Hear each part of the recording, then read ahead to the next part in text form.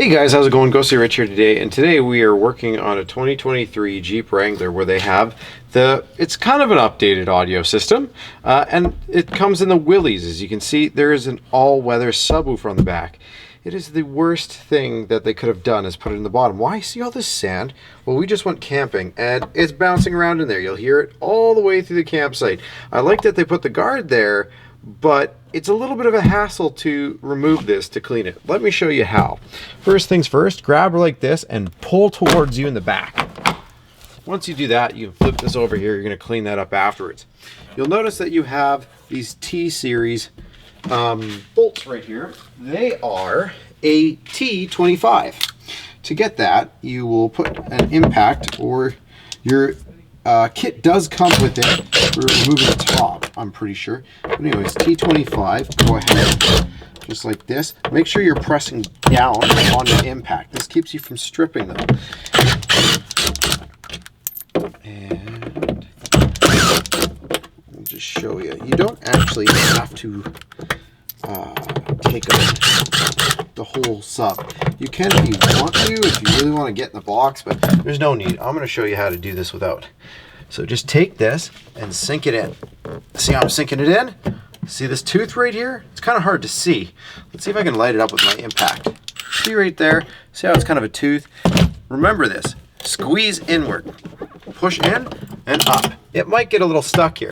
You can actually pull this out to free it from the other tooth if you so wish. I usually just leave it up like that. From here, go ahead, take a vacuum and a cloth and suck up all that sand and dirt and debris that is down there. Now, for all intents and purposes, just be very careful around the rubber edges. Do not use any sharp objects or anything abrasive, meaning just use something like wet, but not like certain cleaners, because they could eat this rubber surround, it'll crack, and then your subwoofer will be in way worse shape. I always say use water on a rag. From there, make sure it's dry, sink it in.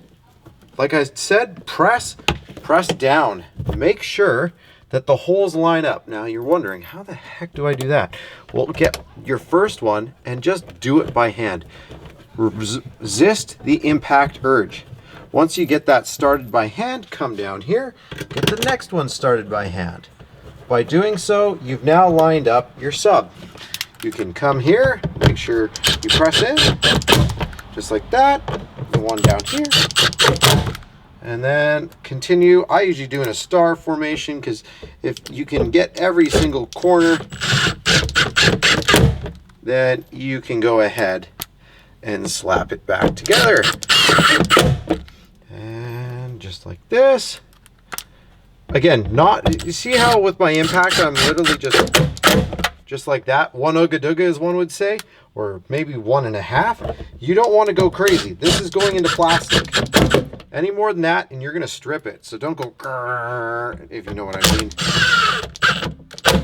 One pop, that's all you need. You're going to have to go back in there at some point, because I guarantee you the next time you go off-roading or camping and you put your camping stuff away, it's going to happen again. So flip this up once again, and then you want to line up these little 2 plastic teeth right here with bottom down here, and then there's one on the other side. And all you simply do is, with this flipped up, oh, missed it. Actually, there. That's it. This sinks down and you're back in. Hope that helps you out. Press like if it did, subscribe for more.